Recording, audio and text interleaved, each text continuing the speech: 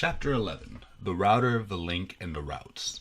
So we saw in our last chapter when we built all of our HTML and CSS that every time we clicked on a link inside of our page, it completely destroyed the DOM, lost all of our state, built the DOM all to get back together again from the initial state. So if we want to find a way to preserve our state, other than the fact that we're using local storage later, we could just store it all inside of memory by using this client-side routing system that we're about to build. We're going to have three main components that we're going to be using for that. The first is the routes configuration. That's really the most important one because it contains all of our templates, or at least it will match all of the URLs that we're expecting to a particular template that we will be building later.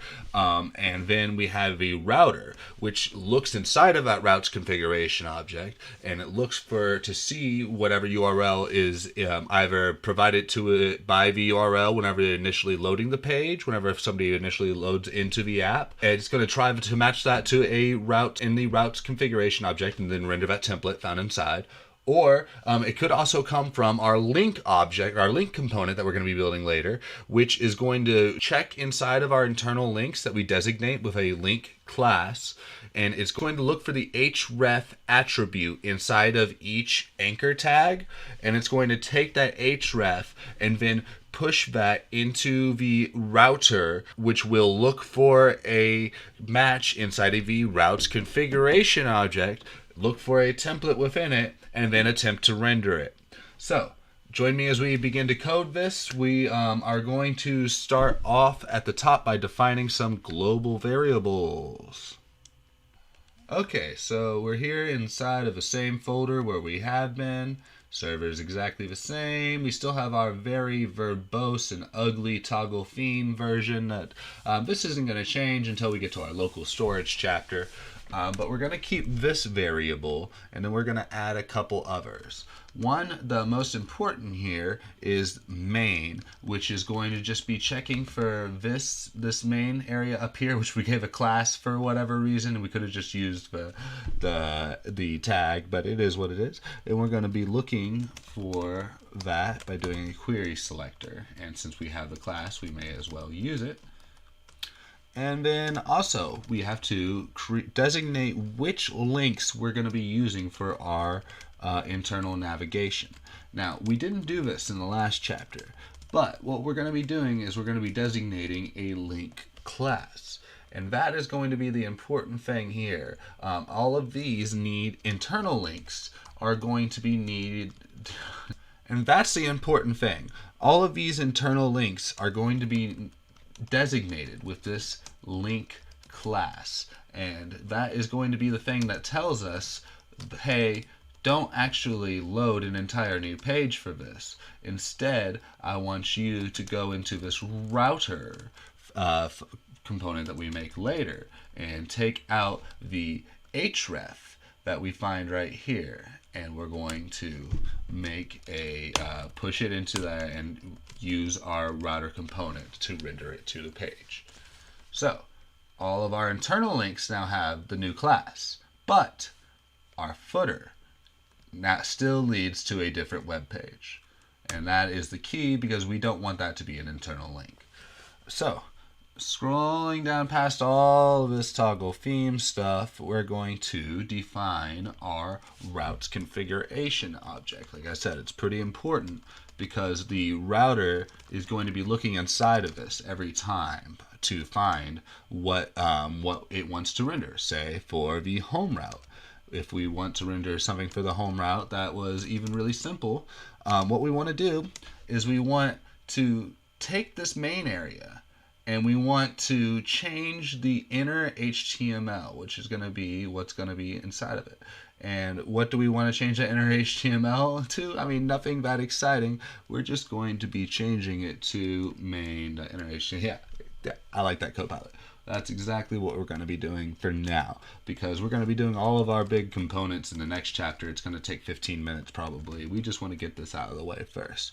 So here we're going to be doing a very simple about, simple products page, and a simple cart page, and that's it for now. We're going to be doing our dynamic product pages later, but that's going to be it for now with our routes configuration object. And now let's just have a router.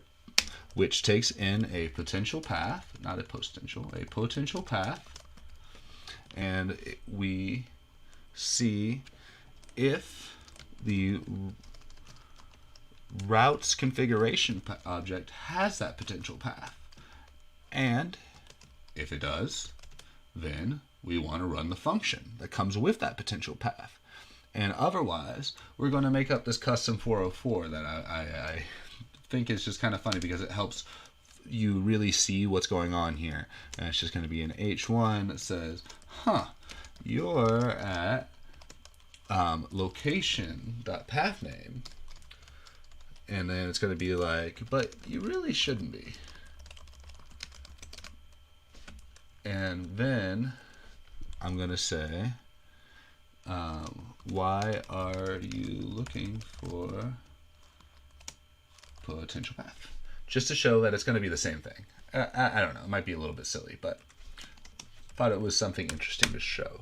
And then if nothing, so that's our custom 404 page. So if nothing's found inside of this routes configuration object, if it's not one of these 4 routes, then you're going to see this. So most of the time, if anybody just puts something in randomly, they're probably going to see that.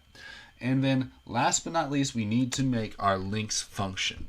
Now, as of right now, we're just going to do this inside of, we're just going to do a function that runs immediately, and just say that for each link, we are going to look and see if it already has an event listener. And if so, then we're going to return. But if not, then we mark that it does. And then we are going to add this event listener. And the important thing about the event listener is that we prevent the default action, and then we are going to push in, I kind of like making this its own thing, a link path.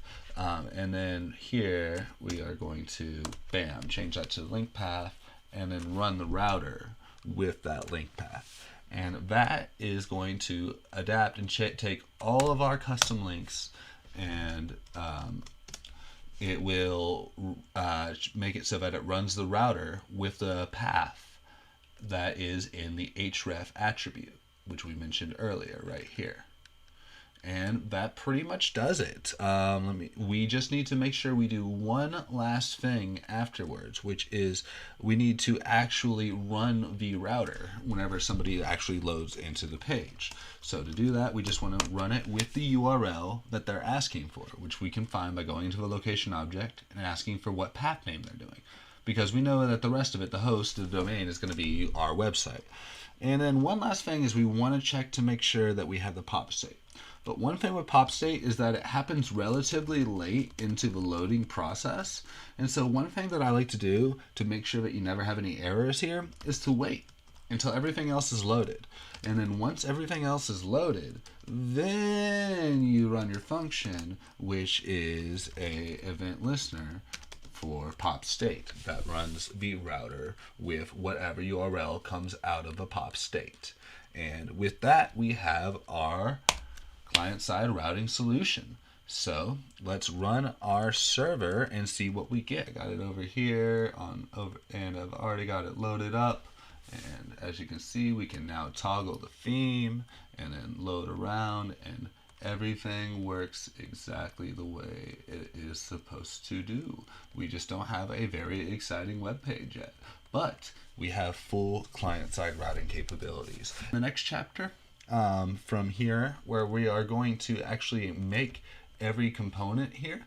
Don't worry, they're not that intense, so that shouldn't take too long for things like home and about.